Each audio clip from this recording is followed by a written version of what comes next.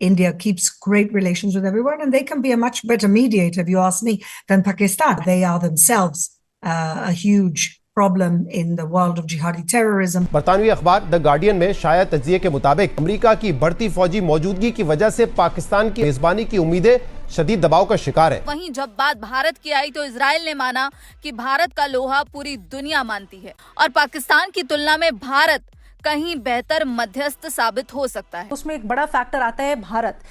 अरे बहुत सारे फैक्टर्स है ना, इजराइल नहीं चाहता, इजराइल तो नहीं चाहता। उसकी वजह ये है, एक तो इस वक्त आपके और ईरान के तल्लुकात के अंदर एक दरार आई हुई है। ईरानी विदेश मंत्रालय के प्रवक्ता इस्माइल बगई ने दो टूक कह दिया कि पाकिस्तान जो भी कर रहा है वो उसकी अपनी पहल है, ईरान का इससे कोई लेना देना नहीं है। पैसे अगर आपको मिलने हैं तो आपको गल्फ से मिलने हैं ना, और ज्यादातर तो आपकी तवक्को होनी चाहिए कि सऊदी अरेबिया से मिलेंगे, क्योंकि सऊदी अरेबिया के साथ आपका डिफेंस पैक्ट है, सऊदी अरेबिया के पास पैसे हैं। सीयत ने फाइनेंशियल टाइम्स को ये बताया है कि सऊदी अरब के साथ जो दिफाई मुआहदा हमने किया था उसमें से हमें सोच ये थी कि हमें इकोनॉमिक बेनिफिट मिलेगा, हमें इन्वेस्टमेंट मिलेगी, हमें फाइनेंशियल फ़ायदा मिलेगा, लेकिन हमें ऐसा कुछ नहीं मिला। अब आपकी जो फॉरेन पॉलिसी है वो इंडिपेंडेंट नहीं है, वो लोगों के रहमो करम के नीचे दबी हुई है।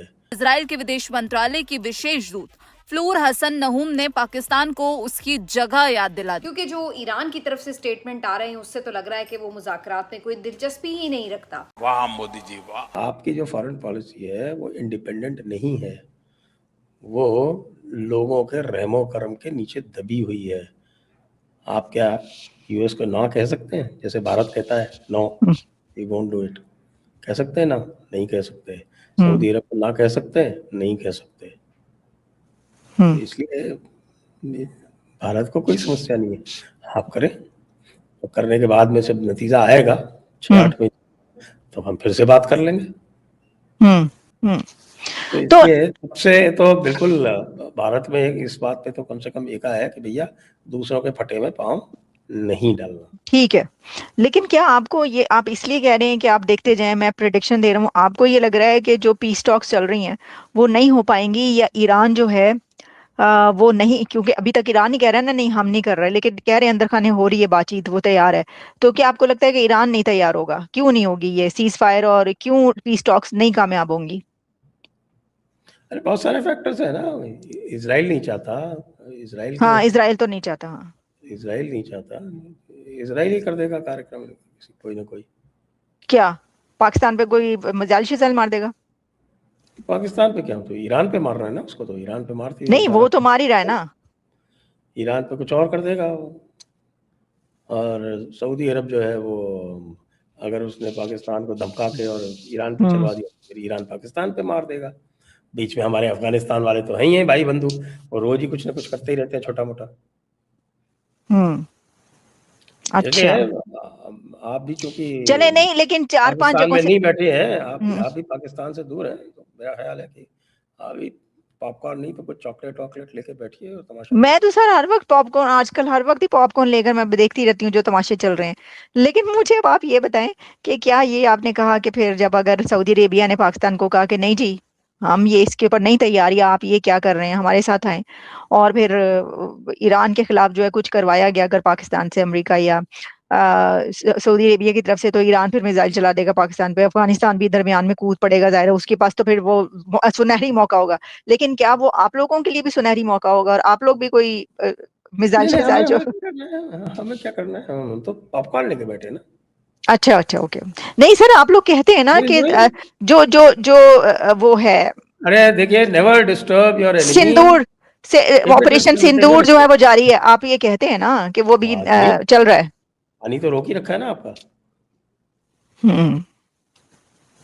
हाँ, पानी रोकने तक अगर है तो ठीक है। वो तो कंटिन्यू।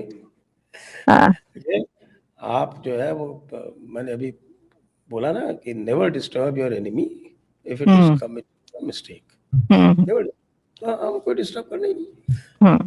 लेकिन अगर पाकिस्तान कामयाब हो गया, अपना हिसाब किताब हमने कर रखा है, हमारी एलपीजी सप्लाई जो है, एलएनजी सप्लाई जो है वो बिल्कुल दुरुस्त है, पेट्रोल डीजल सप्लाई बिल्कुल दुरुस्त है।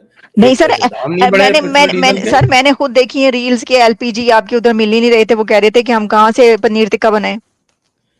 अरे वो थोड़ा बहुत कभी शुरू में अफवाहें फैली थी, उस वजह से प्रॉब्लम हुई थी। आज की डेट में सब दुरुस्त है। अच्छा, ओके। वो क्योंकि आप लोगों ने रशिया से तेल लिया हुआ है ना बहुत ज्यादा। और रशिया से हमने डबल कर दिया तेल। हम्म। हमने तो यूएस से ही लेना शुरू कर दिया, ईरान से लेना शुरू कर दिया। आप क्या बात करती हैं? क्योंकि जो ईरान की तरफ से स्टेटमेंट आ रहे हैं उससे तो लग रहा है कि वो मुज़ाकरात में कोई दिलचस्पी ही नहीं रखता। तो इसके ऊपर तफसीली बात करेंगे। इसके साथ साथ इसके जो आफ्टर इफेक्ट्स बाकी दुनिया को और हमारे मुल्क को भी भुगतने पड़े हैं उसके ऊपर भी बात होगी। पहले बात कर लेते हैं कि मुज़ाकरात का ऊंट किस करवट बैठेगा।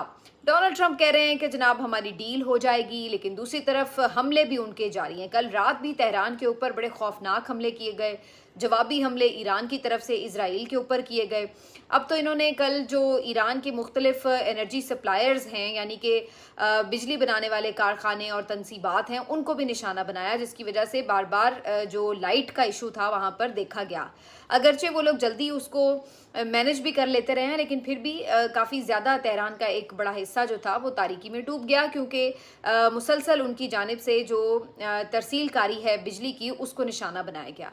हालांकि डोनाल्ड ट्रंप ने वाज़े तौर पर ही कहा था कि अब हम 10 दिन का वक्फा ले रहे हैं और हम बिजली की तनसीबात को या दीगर जो अहम जो इनके तेल के ज़खायर हैं या तनसीबात हैं उनको निशाना नहीं बनाएंगे।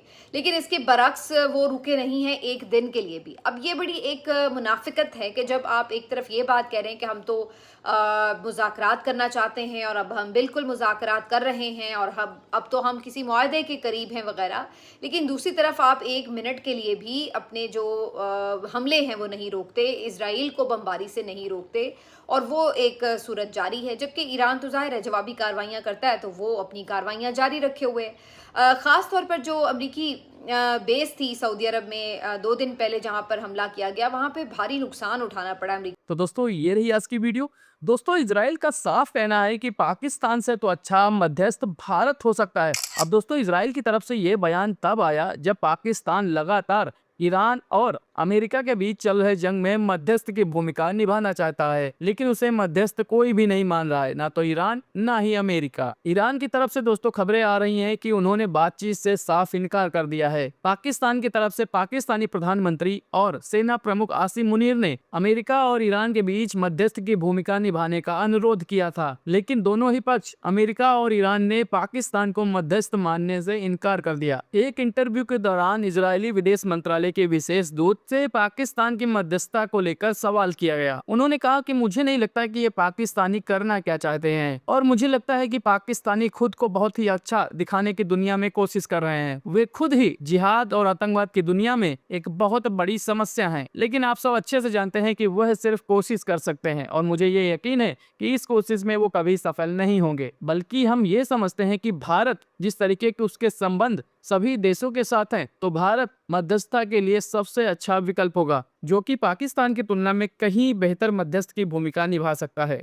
तो चलिए दोस्तों आज की वीडियो को ज्यादा लंबा ना करते हुए वीडियो ही करते हैं खत्म और मिलते हैं दोस्तों ऐसे एक और नए वीडियो में। बाकी आज की आपको वीडियो कैसी लगी आप लोग अपनी राय हमारे साथ कमेंट बॉक्स में जरूर साझा करें। जाते जाते दोस्तों वीडियो को लाइक करें, साथ ही साथ अपना ढेर सारा ख्याल रखें। नमस्कार।